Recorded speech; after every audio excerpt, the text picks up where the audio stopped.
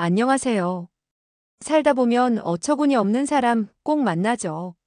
제 이야기를 시작하기 전에 사람 겉모습만 보고 판단하는 경험 있으신가요? 저는 그런 경험이 있어요. 그것도 10년 넘게 알고 지낸 대학 동기들에게서요. 말도 안 되는 일이죠? 근데 실제로 벌어졌어요. 대학 동창회에 오랜만에 나갔어요. 10년 만에 보는 얼굴들이라 설레기도 했지만 솔직히 좀 걱정도 됐어요. 우리과 동기들이 다들 잘 나가는 편이었거든요. 모임 장소는 강남의 한 고급 레스토랑이었어요. 퇴근하고 바로 가느라 조금 지친 상태였지만 오랜만에 보는 친구들이라 설레는 마음도 있었죠. 근데 레스토랑 문을 열자마자 느낌이 좀 이상했어요. 고급스러운 인테리어, 그리고 한쪽에 모여 웅성거리는 동기들. 미라가 테이블 중앙에 앉아 새로 산 명품백을 꺼내놓고 있더라고요. 다른 애들은 마치 여왕님 대하듯 둘러싸고 있었어요. 이거 한정판이래. 기다린 지 6개월 만에 겨우 샀어. 우리 남편이 신경 써서 예약해준 거야. 다들 우와, 대박하면서 감탄사를 내뱉고 있었죠. 얼마인데? 지은이 물었어요. 말하면 놀랄걸. 700만 원 좀 넘어. 700만 원이라니. 제 월급 5달치가 넘는 금액이었어요. 그런 생각을 하면서도 반갑게 인사했는데 왠지 다들 건성으로 인사하는 느낌이었어요. 마치 내가 갑자기 나타나서 자기들 파티를 방해한 것처럼요. 어머, 왔어? 많이 변했네. 미라의 말투에는 약간의 냉소가 묻어 있었어요. 자리에 앉자 바로 시작된 근황 토크. 다들 승진했다. 해외 출장 다녀왔다. 집을 샀다는 이야기를 하더라고요. 지은이 제 쪽으로 몸을 기울이며 물었어요. 너는 어디 살아? 아직도 회사 다녀? 지은의 질문은 겉으로는 관심 있는 척했지만 목소리에 깔린 뉘앙스가 묘했어요. 마치 얼마나 초라하게 살고 있니? 물어보는 것 같았어요. 응, 서울 변두리에 투룸 전세 살고 있어. 아직 회사 다니지. 솔직하게 대답했어요. 뭐 숨길 것도 없었으니까. 그 말을 하자마자 미라와 지은이 눈을 마주치며 희미하게 웃더라고요. 그 눈빛이 역시 그렇지라고 말하는 것 같았어요. 승민이가 와인을 마시다 소리쳤어요. 아직도 전세? 요즘 누가 전세 살아? 다들 대출받아서 아파트 사는데. 너 그러다 전세 끝나면 어쩔 거야? 지금 집값 얼마나 뛰었는지 알아? 그 말에 모두가 웃음을 터뜨렸어요. 마치 약속이라도 한 듯이. 그 웃음소리가 제 귓가를 때렸어요. 웃음소리 하나하나가 너는 실패자야라고 말하는 것 같았죠. 미라가 와인잔을 높이 들며 말했어요. 우리 모두 강남에 집 있는 사람 손. 미라, 지은, 승민과 몇몇이 손을 번쩍 들었어요. 그리고 또 웃음바다가 됐죠. 수진만 저를 걱정스럽게 바라봤어요. 식사 중에도 계속 무시하는 듯한 말들이 오갔어요. 남편 얘기가 나왔을 때는 더했죠. 너네 남편 뭐 하더라? 중소기업? 아니, 그냥 평범한 회사원이야. 미라가 고개를 절레절레 흔들었어요. 아이고, 그래서 투룸이구나. 우리 남편은 작년에 임원 됐어. 덕분에 청담동으로 이사했지. 밥을 먹는 내내 눈치를 봐야 했어요. 제 이야기를 할 때마다 흥미 없다는 듯 시선을 다른 곳으로 돌리더라고요. 수진만 간간히 내 말에 공감해주며 미소를 건넸어요. 식사가 끝나고 디저트가 나왔을 때 미라가 갑자기 결혼 생활 얘기를 꺼냈어요. 남편이 요즘 진급해서 너무 바빠. 주말에도 골프 약속 있고. 지난주엔 제주도 가서 VIP 골프 대회 참석했대. 지은이 거들었어요. 우리도 다음 달에 제주도 가려고. 신규 오픈한 5성급 호텔 예약했어. 요즘 제주도 호텔은 예약 전쟁이래. 다들 호화로운 여행 계획을 자랑하기 시작했어요. 누구는 발리, 누구는 하와이. 저는 말없이 디저트만 먹고 있었죠. 승민이 갑자기 제게 물었어요. 너네는 여행 어디 가? 아, 혹시 아직 신혼여행도 못 갔어? 무안했지만 솔직히 대답했어요. 작년에 강원도 다녀왔어. 제주도는 아직 못 가봤어. 미라가 또 그 표정을 지었어요. 동정하는 듯한, 그러면서도 우월감에 찬 표정. 계산할 때 제가 카드를 꺼내려는데 미라가 말했어요. 아이고 됐어. 우리가 낼게. 너 형편 어려운 거 다 알아. 그 월급으로 이런 데서 밥 먹기 부담되지. 그 말에 주변이 순간 조용해졌어요. 얼굴이 화끈거렸지만 참았어요. 그래, 오늘만 참자라고 생각했죠. 지갑을 다시 가방에 넣으며 억지로 미소 지었어요. 고마워. 이게 고작 제가 할 수 있는 말의 전부였어요. 모임이 끝나고 집에 돌아와 생각해보니 화가 치밀어 올랐어요. 10년간 봐온 친구들이 어쩜 저렇게 변할 수 있을까? 대학 때는 다들 등록금 걱정하며 알바하던 사이였는데 이틀 후 집에서 저녁을 준비하고 있는데 핸드폰이 계속 울렸어요. 우연히 단톡방을 열었는데 새 메시지가 쏟아져 들어오고 있었어요. 스크롤을 올려보니 제주도 펜션 여행 계획을 세우고 있더라고요. 근데 저한테는 아무 말도 없었어요. 미라가 다음 달 첫째 주 제주도 어때? 날씨 딱 좋대. 라고 말하자. 다른 친구들도 모두 좋아. 내가 찾아둔 펜션 있어. 8명까지 가능한데 가격 괜찮아. 완전 좋아. 근데 인원 어떻게 해? 우리 7명이면 딱 좋을 것 같은데. 라고 하더라고요. 근데 단톡방 인원이 10명인데 왜 7명이지? 그제서야 알아차렸어요. 저와 수진 그리고 한 명이 계산에서 빠져 있었어요.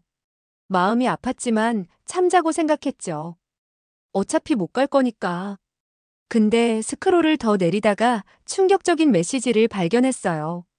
미라가 얘네들아, 걔한테는 말하지 마. 비용 나눠내기도 버거울 텐데 뭐. 그리고 지은이 답했어요. 맞아. 그 좁은 투룸에서 사는데 어떻게 제주도를 가겠어. 웃겨. 우리가 자꾸 이런 얘기하면 걔만 상처받아. 그 가식적인 위로가 더 화나게 했어요. 상처 걱정이 아니라 그냥 날 무시하고 싶었던 거잖아요. 손이 떨렸어요. 친구라고 생각했던 사람들의 이면을 본 것 같았죠. 승민도 가세했어요. 그 남편도 좀 그렇더라. 한번 봤는데 옷도 별로고. 어쩜 저렇게 무능할까? 그 나이에 아직도 대리라며. 우리 남편은 벌써 과장인데. 핸드폰을 던져버리고 싶었어요. 10년 지기 친구들이 내 남편을 그렇게 평가한다니. 제가 사랑해서 선택한 사람인데. 더 충격적인 메시지들이 이어졌어요. 걔네 부모님도 별로래. 시골에서 농사짓다 올라왔대. 우리 시댁은 최소한 강남에 빌딩이 있잖아. 키읔키읔키읔 불쌍해서 어떡해. 그래도 동창이니까 이번 동창회비는 우리가 내준 거 알지? 그 메시지들을 읽는 순간 목이 메었어요. 동창회비를 자기들이 대신 냈다고? 그 동정이 더 모욕적이었어요. 그 순간 온몸에 열이 올랐어요. 그동안 참았던 감정이 폭발했죠.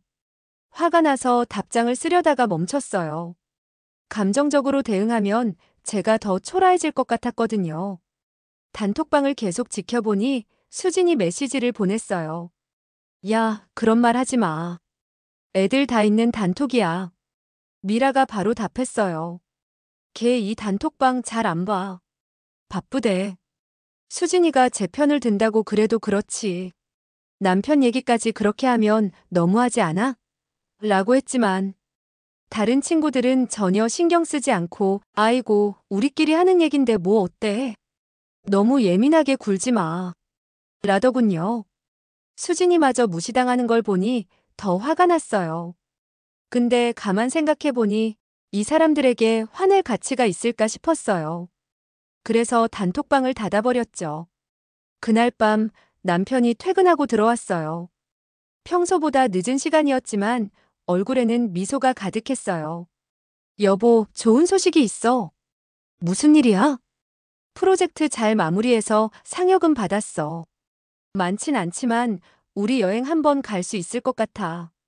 그 말에 갑자기 눈물이 났어요. 남편은 당황해서 제 곁으로 달려왔죠. 왜 그래? 무슨 일 있었어? 저는 그에게 모든 걸 털어놨어요. 동창들의 뒷담화, 제주도 여행 이야기, 그리고 무엇보다 그를 비웃은 말들까지. 남편은 제 이야기를 다 듣고 잠시 생각에 잠겼어요. 화를 낼 줄 알았는데 오히려 차분했죠. 그래서 화가 났구나. 근데 알아? 사실 나도 좀 화가 나. 진짜? 당연하지. 내 아내를 그렇게 무시하는데 누가 좋겠어. 근데 내가 화낸다고 달라질 건 없을 것 같아. 그보다 남편이 갑자기 씩 웃더니 말했어요. 우리 이번 기회에 제주도 가자. 내 친구들이 있는 그 펜션 근처로. 그것도 걔네들보다 훨씬 좋은 호텔로. 처음엔 그게 무슨 의미인지 이해하지 못했어요. 그때 남편이 제 손을 꼭 잡았어요. 당신은 그런데 충분히 갈 수 있는 사람이잖아, 나 알아. 아버님하고 연락 끊긴 거, 내가 원인인 거. 이젠 화해할 때도 됐잖아. 눈물이 났어요. 결혼 후 집안에서 반대가 심해 부모님과 연락을 끊고 살았거든요. 남편이 형편이 어렵다는 이유로.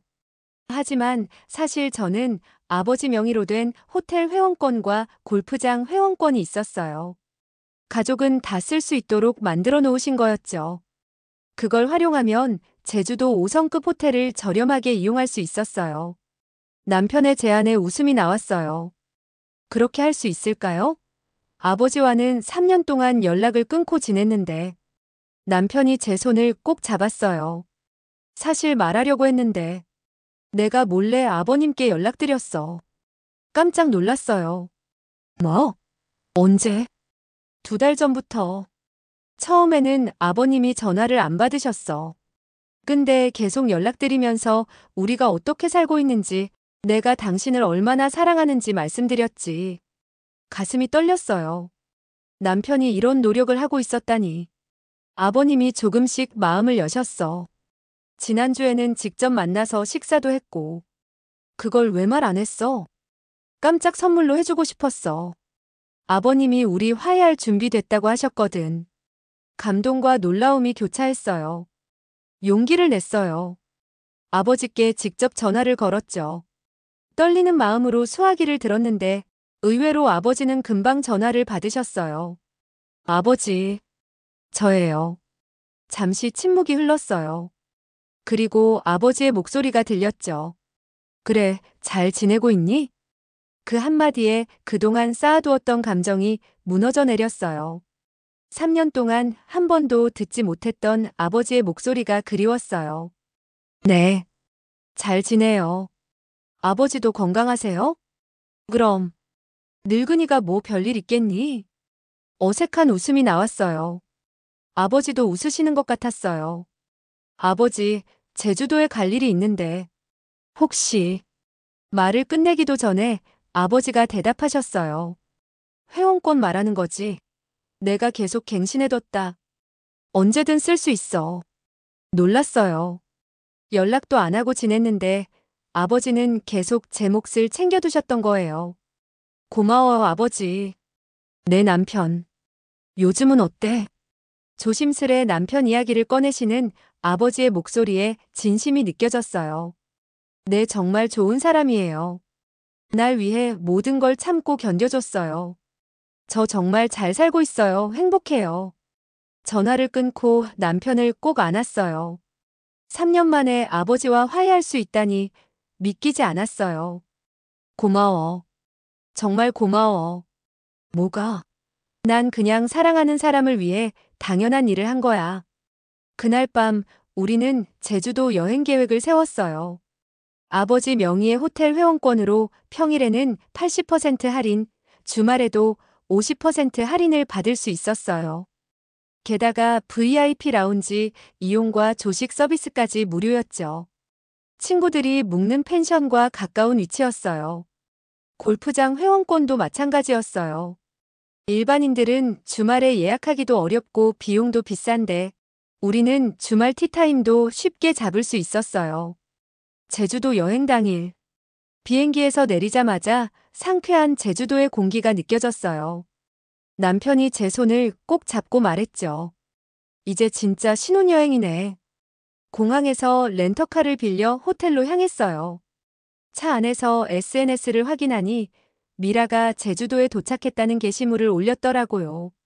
사진을 보니 제가 예약한 호텔에서 멀지 않은 펜션이었어요. 복잡한 감정이 들었지만 더 이상 그들에게 상처받지 않기로 했어요. 제주도에 도착한 첫날, 우리는 호텔에 체크인했어요. 5성급 호텔의 웅장한 로비에 들어서자마자 직원들이 공손히 인사했어요. 로비에서 지배인이 직접 나와 맞이해 주었죠. 오랜만에 뵙습니다, 고객님. 아버님께서 연락 주셔서 준비해뒀습니다. 지배인이 저를 기억하고 있다는 게 신기했어요. 아버지를 통해 묵는 경우가 많았던 호텔이었지만 제가 마지막으로 온 건 3년 전이었으니까요. 지배인이 계속 말했어요. 특별히 오션뷰 스위트룸으로 업그레이드 해드렸습니다. 그리고 내일 아침 골프장에서 연락이 왔는데 시간 조정해서 이미 예약 완료했다고 합니다. 그리고 우리를 VIP 라운지로 안내했어요. 창밖으로 보이는 바다뷰를 맘껏 즐기고 있는데 큰 소리가 듣기길래 그쪽을 쳐다봤더니 친구 미라가 프런트에서 무언가 따지고 있더라고요. 펜션에 문제가 생겨서 급히 호텔방을 구하려는 것 같았어요. 저희가 예약한 펜션에 누수가 있대요. 급히 방이 필요해요. 직원이 컴퓨터를 확인하며 대답했어요. 죄송합니다만 현재 빈객실이 없습니다. 성수기라 모두 예약 완료 상태입니다. 그때 지배인이 미라에게 다가갔어요. 혹시 다른 호텔을 알아보는 건 어떨까요? 제주 시내 쪽에는 빈 방이 있을 수도 있습니다. 미라의 얼굴이 붉어졌어요. 지은과 승민도 당황한 표정이었죠. 그때 용기를 내어 그들 앞으로 걸어갔어요. 미라야, 여기서 뭐해? 미라가 깜짝 놀라 돌아봤어요. 너 여기서 뭐해? 나 여기 묵고 있어. 지배인이 알아보고 바로 인사했어요. 아, 고객님 지인분들이셨군요. 미라가 어리둥절한 표정으로 지배인을 바라봤어요. 네, 대학 동창들이에요. 그러자 지배인이 활짝 웃으며 미라에게 말했어요. 고객님 소개로 오셨다면 특별히 방을 마련해 드릴게요.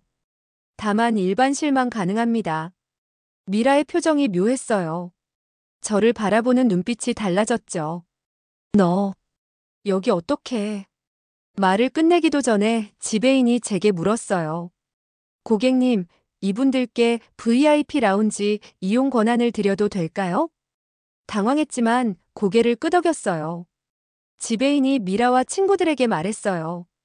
고객님은 저희 호텔 VIP 회원이십니다. 고객님 아버님께서 오래전부터 저희 호텔을 이용해 주셔서요. 미라의 눈이 커졌어요. 지은과 승민도 입을 다물지 못했죠. 친구들이 체크인하는 동안 저는 다시 라운지로 올라갔어요. 잠시 후 미라와 친구들이 올라왔죠. 어색한 침묵이 흘렀어요. 미라가 먼저 입을 열었어요. 너 이런 호텔 VIP 회원인 줄 몰랐어. 승민이 가세했어요. 내가 이렇게 대단한 집안 딸인 줄 누가 알았겠어. 왜 말 안 했어? 웃음이 나왔어요. 이제야 관심을 보이는 게 우습더라고요. 굳이 말할 필요 없었잖아. 너희도 내 투룸이나 남편 회사에 관심 없었잖아. 미라의 얼굴이 붉어졌어요. 아니, 그게 아니라. 그때 지배인이 다가와 귓속말을 했어요. 고객님, 골프장에서 연락이 왔습니다. 내일 티타임 예약 완료되었다고 합니다. 고개를 끄덕이자 지배인이 다시 물었어요. 혹시 고객님 일행분들도 같이 가실 건가요? 추가 예약이 필요하시면 말씀해 주세요. 친구들의 표정이 더욱 놀라움으로 가득 찼어요. 미라가 먼저 말했어요. 너 골프장 회원권도 있어? 아버지 명의로 된 거야. 그냥 쓸 수 있어. 지은이 표정을 누그러뜨리며 물었어요. 근데 왜 내가 투룸에 사는 거야? 이렇게 VIP인데? 숨을 깊게 들이쉬었어요. 내가 너희에게 내 집 크기로 평가받고 싶진 않아서. 그리고 남편이 좋아서 결혼했는데 집안에서 반대해서 한동안 연락 끊고 살았어. 미라와 친구들의 얼굴이 붉어졌어요. 그리고 제 표정을 보더니 그제서야 그들이 단톡방에서 했던 모든 말이 제게 들통났다는 걸 깨달은 것 같았죠. 승민이 어색하게 웃으며 말했어요. 야, 우리 그냥 농담한 거야. 내가 그렇게 심각하게 받아들일 줄은 몰랐어. 참았던 감정이 폭발했어요. 농담? 남의 집 크기로 사람 판단하고 뒤에서 남편 욕하고 여행 계획에서 날 빼놓은 게 농담이야? 미라가 급히 변명했어요. 아니, 그게 아니라 우리 다 잘 되는 줄 알고 혹시 내가 부담스러울까봐. 부담스러울까봐? 그래서 걔는 돈 없을 거야 이런 식으로 뒷담화한 거야? 말문이 막힌 듯 했어요. 그때 남편이 라운지에 들어왔어요. 세련된 수트 차림이었죠. 예전에 제가 사준 건데 특별한 날에만 입는 옷이었어요. 여보, 아버님께서 오셨대요. 로비에서 기다리신대. 놀랐어요. 아버지가 직접 제주도로 오셨다니. 아버지가 여기 오셨다고? 네, 막 도착하셨대요. 화해하고 싶으시대요. 친구들 앞에서 일어났어요. 미안한데 먼저 가볼게.